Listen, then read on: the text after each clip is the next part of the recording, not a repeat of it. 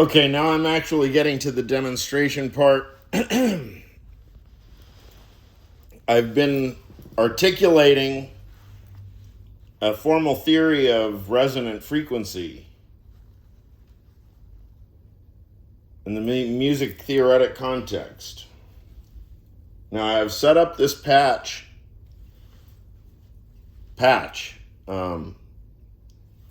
configuration of electronic oscillation equipment.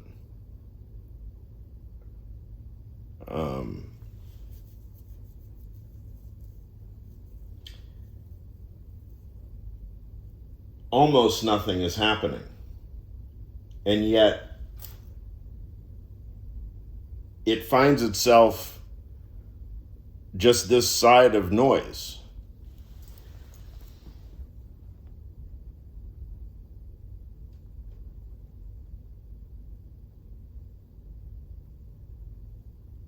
The basic idea we start with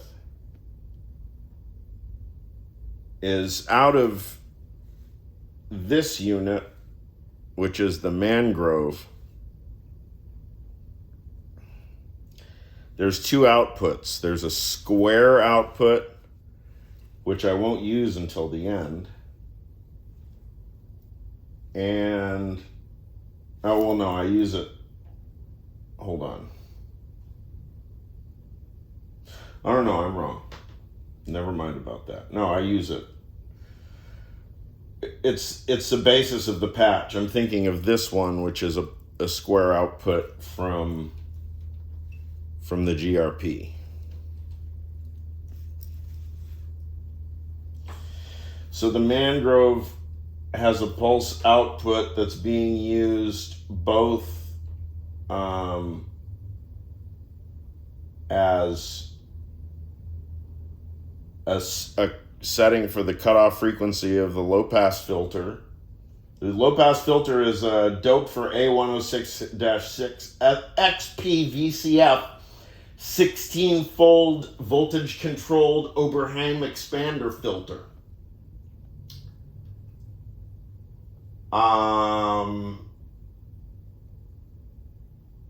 So the mangrove is controlling the filter, the second filter control voltage input.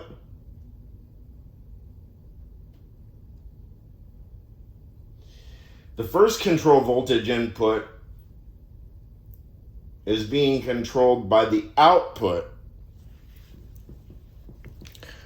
of a Doepfer WASP style filter that's over here.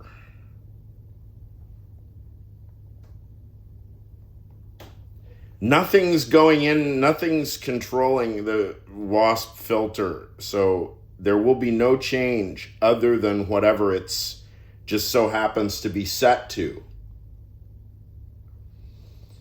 So I'm not sweeping that, at least for the time being. I mean, there's nothing controlling. There's no voltages going into the control inputs, in other words. The main audio into that filter comes from the square output of the Just-Friends unit. So as you know, or if you don't know and now you know,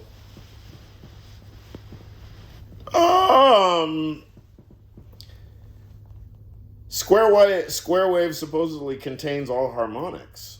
I mean, it's a maximally noisy wave because it's just a uniform series of transients. All it is an electrical pop.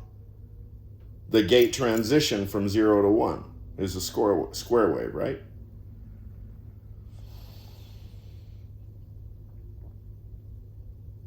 So when you filter that, I don't know what I've got. The cutoff frequency is set at 4 out of 10. And It's got a low pass and a high pass mode that's sweepable, and I guess I've got it set all the way at high pass. And there it sits. It won't change unless you see me tweak the knob. So then, that's out of the mangrove. And then the other output of the mangrove is the formant. So it's the same tonic frequency, right? Represented by that knob. And then the outputs, you get a formant representation. Formant is vocal frequencies from the peculiarities of human vocal speech. So the formant output is going to the audio in of the Oberheim expander filter. So the square is going to the WASP filter, and the formant is going to the Oberheim expander.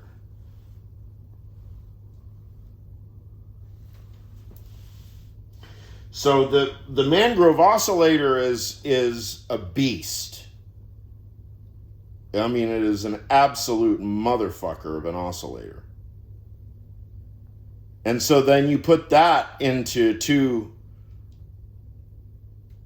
serious filters. So left and right, as it were.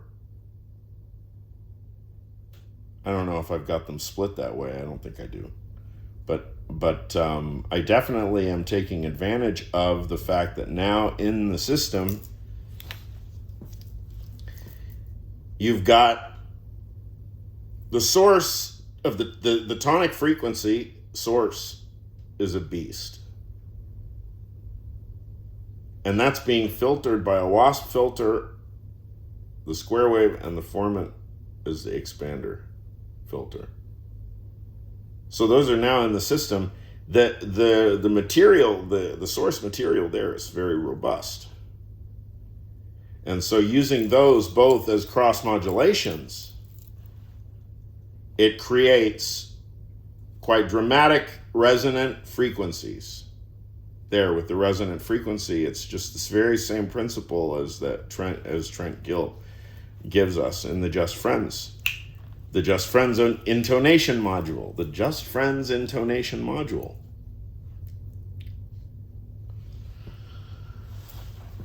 What else is there to explain about this patch before we listen to what kind of a racket it makes? Okay, the other part of it is this audio in comes from what?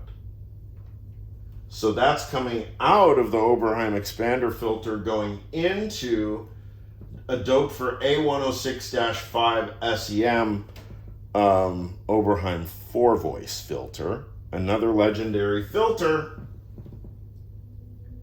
And then there's a bandpass output from that filter, and that bandpass output is going to an FM input of the mangrove.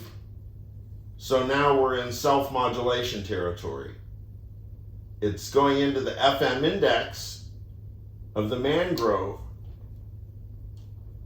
and then going into the other, what is it, the FM input jack is coming out of the STO, the make noise STO, that's oscillating slowly.